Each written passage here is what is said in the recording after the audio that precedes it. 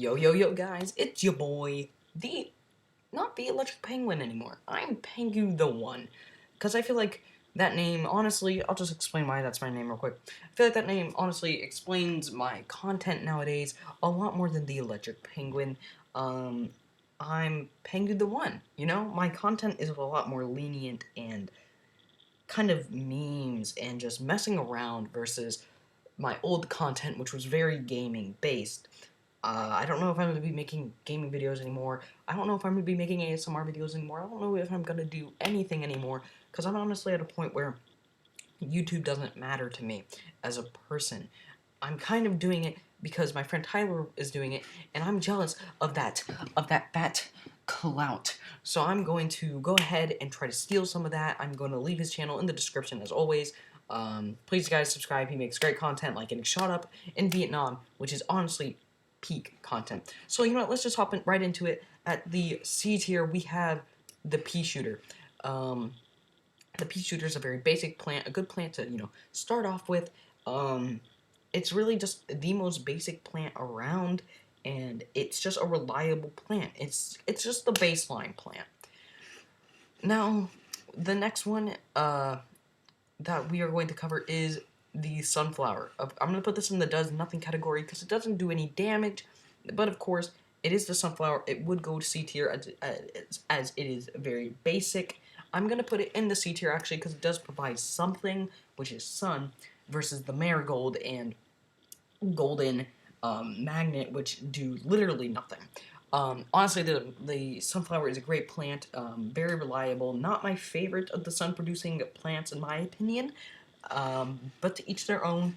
I know it's a very debatable subject. Next, we have the potato mine. Personally, I'm going to put this right here. I feel like the potato mine just gets outclassed by the other one-use plants. Sure, it's really good for farming in the beginning, but you can, of course, just use a squash or literally any other helpful plant. Every other one-use plant would be better, in my opinion, than the potato mine, but the potato mine is very equal to the pea shooter. But the plant that does not equal the potato mine is the chomper, E tier. This thing takes 49 seconds to recharge. I'm pretty sure that's more than the time it takes to recharge the squash. Why would you use this thing for 150 sun whenever it does less? Even if you partner it up with the most overpowered pairing, being pumpkins, it still doesn't do anything that helpful. Next up is the cherry bomb. I'm gonna put this above the pea shooter as it can be used in the later levels, but it's definitely not as good. It doesn't have as big as a splash radius as the Doom Shroom or possibly even the squash with some placement of said squash. The cherry bomb, sure, it actually does have its uses in later game survival, but I don't think it's worth it versus the other options. The next plant that we need to cover do be the ice. I think it's the ice pea. The ice pea I'm gonna put in B tier because it can actually be used in efficient endless strategies.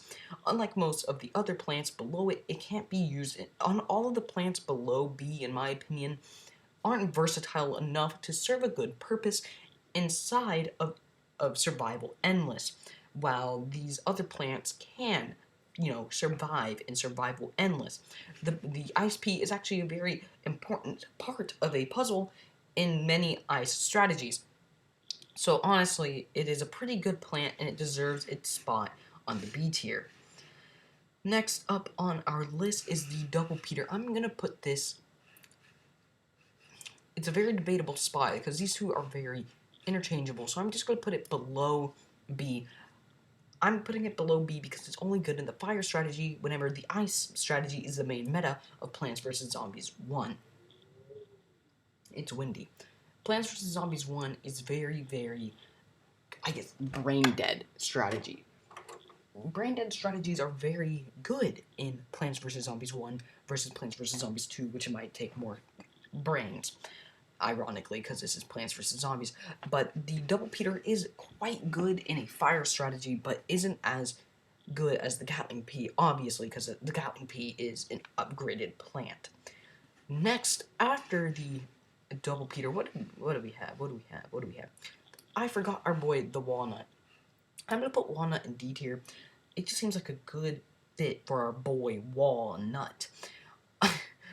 He just doesn't do much. He's like the tall nut and the plankton and the pumpkin. I can't stop saying plankton and the pumpkin, but he's worse because he takes less damage. I mean, why would you use this for 50 versus the pumpkin or the tall nut for 125 each? Next up on the list, are we moving to the nighttime world? We are. I'm going to start with the Puff Shroom, and I'm going to put him in A.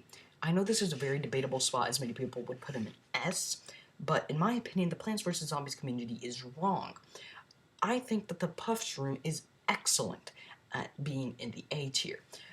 Its purpose is honestly really solid as a early game buffer to gain more sun using the sun plants, but in my opinion, it's just not as good as people say, because it could be used in most survivals, but not in survival endless, as that is a pool level, at least on the version of the game I play, which is Xbox.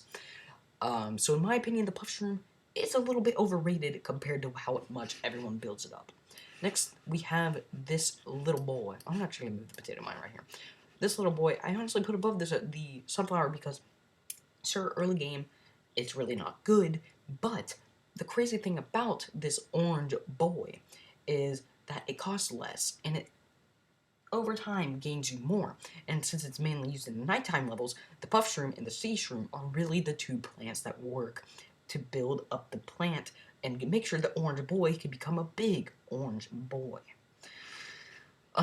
What is next? Next we have the Shy Shroom. I'm gonna put him also in C tier, but below the Pea Shooter. Same thing. It's literally the same exact thing as the Pea Shooter, except not as good. The Pea Shooter is very strong. It's not very strong, but at least the Pea Shooter keeps shooting until it gets close. And honestly, I think that bumps it down all the way to here. No, that the cheap cost, the 25 and the quick recharge really brings it up. Excuse me. Next, we have the Puff Shroom, I think? I don't know this guy's name, actually. I'm going to put him in high C. He is good for taking out the door zombies, but not good enough to truly make his claim in the meta. Unlike his Gloom Shroom brother, he is not nearly as strong. The Gloom Shroom, however, we will be covering later, is much better and definitely worth the upgrade. What plant is next? Let's just put the Gravebuster. Go ahead in the does nothing category. It's very one-time solution-y. It just does its thing. It's not a plant that you use for getting as many flags as possible in survival. The next plant, the Hypno Shroom. I'm gonna put the Hypno Shroom in low D. This might be because of a bias, because I find it really fun to hypno some disco zombies, but in my opinion, it's not good enough. It's not as good as the other one-time use plants, where the one-time use plants clap, they destroy, they are freaks of nature. The Hypno Shroom kind of just is used in the early rounds whenever you don't have the firepower needed to take out the football zombies. Next, we're going to be looking at the Ice Shroom. I'm going to put him in B tier. He's pretty helpful in ice strats. He can also annihilate and freeze all. I didn't know this, but if you use it before any ambush zombies appear, he will freeze them and efficiently make sure that they don't come out and they don't steal your plants and they don't come out of the graves. He's just really good at clearing the board and especially helpful in later time survival. I'm actually going to put him above the repeater because I just think it's overall a better solution for a small problem. The Doomshroom, A tier. This mofo, you can plant a line of them.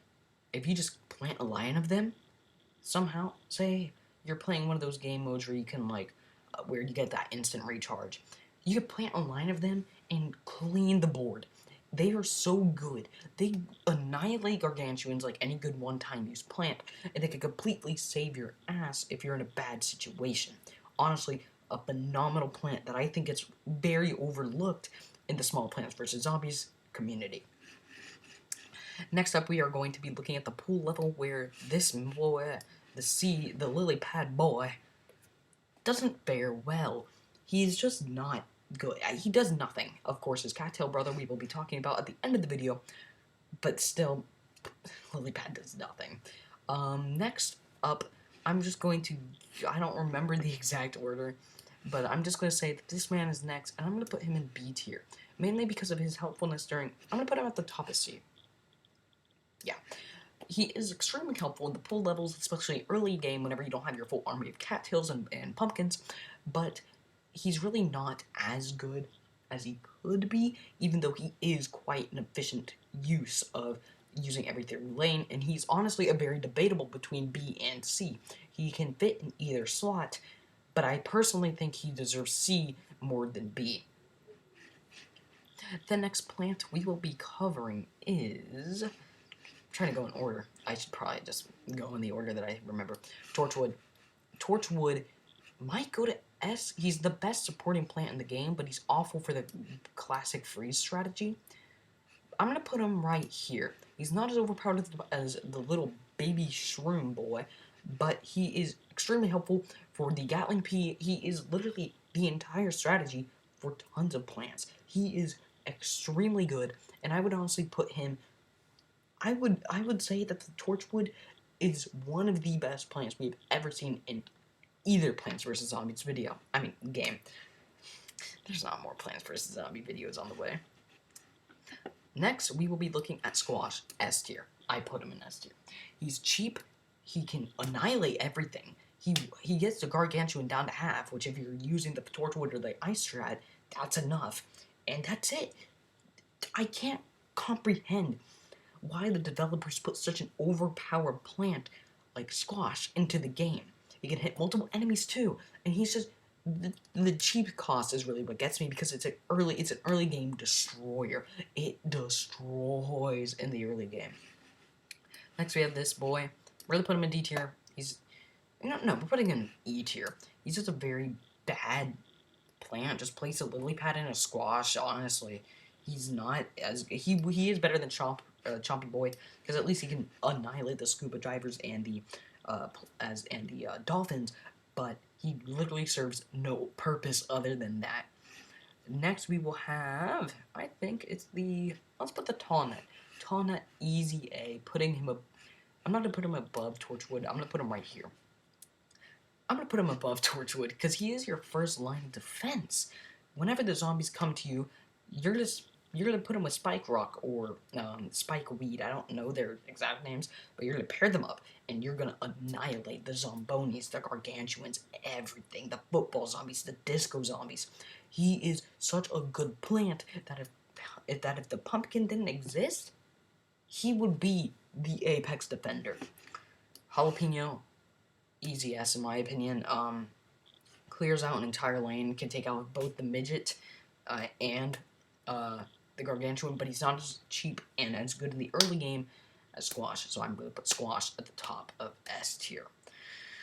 I think we are now moving on to the nighttime levels, where we are going to start with this boy, E tier. He is so bad.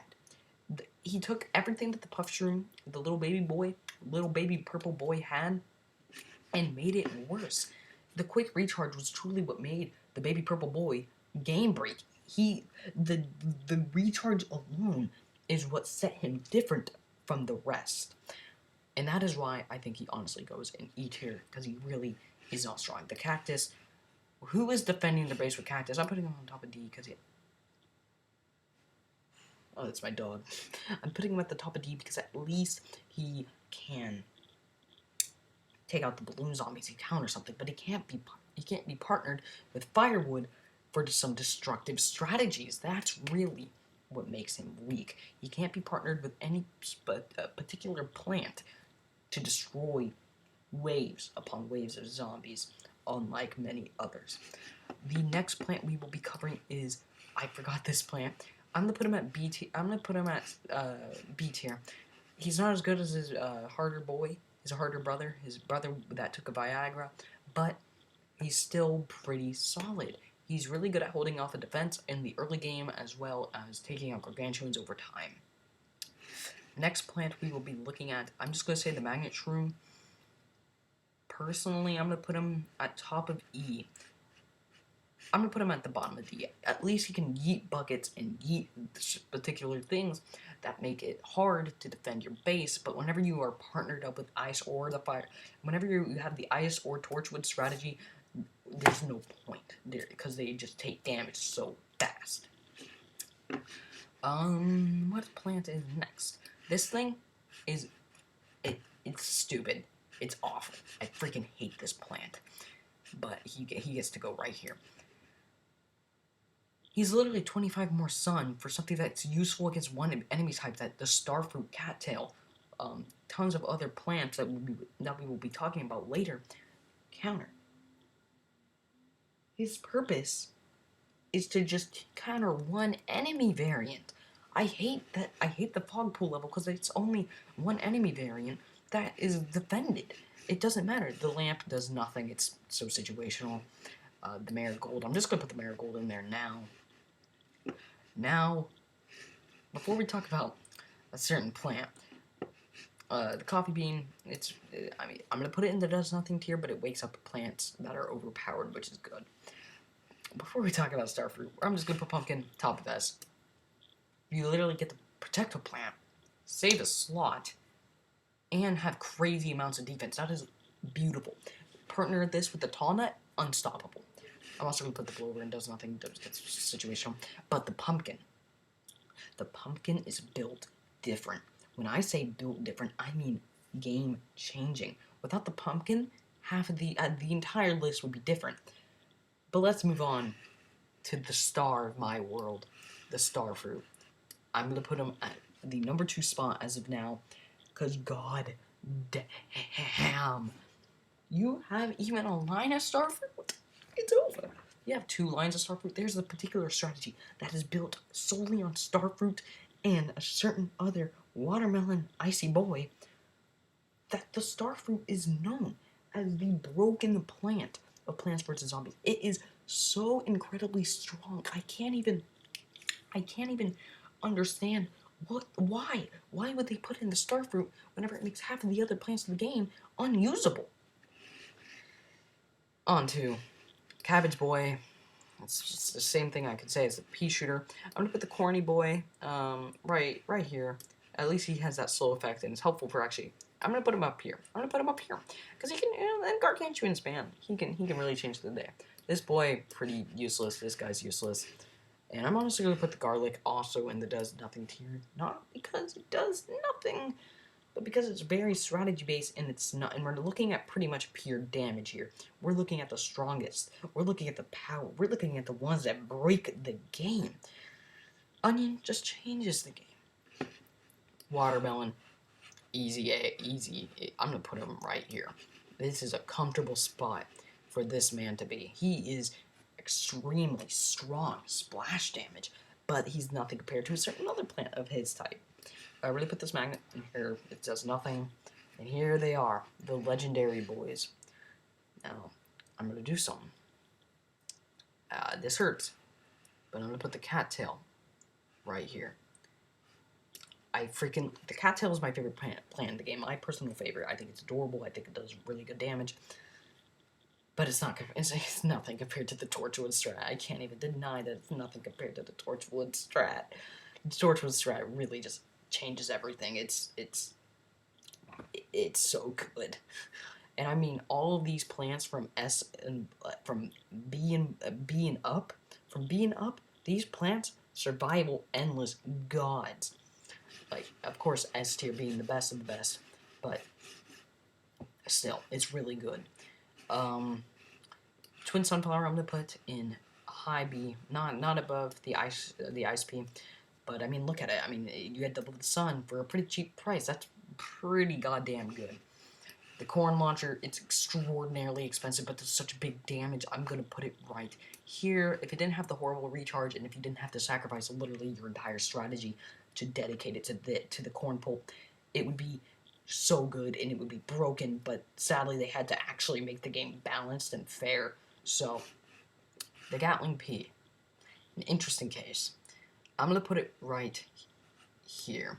Without the Torchwood, it is not as good, but you pair this thing with the Torchwood, and it makes literally, okay, you literally take these 3 plants, and okay, say you have Twin Sunflower, Gatling Pea, Tawna, and Scorchwood, if that's its name, I forgot. These 4 plants could carry you to at least 15 flags. At least. I'm talking at least here. I'm saying you could take it way farther, but at least. Gloomshroom, welcome to S tier, buddy. I'm not as good as the Starfruit, because the Starfruit's the most brain-dead plant in this game, but this thing, if you line it up properly, literally a zombie bites one of your plants, gone. But without the pumpkin, this thing, god-awful. You need the pumpkin to make it work. This thing, I'm going to put Spike, I forgot the name. I'm going to put it above the Gatling Pea, but below the Puff for sure. It's really just, takes out Zombonis, takes out Gargantua. It's really just a solid plant for stalling and making sure that your defense can't be cracked.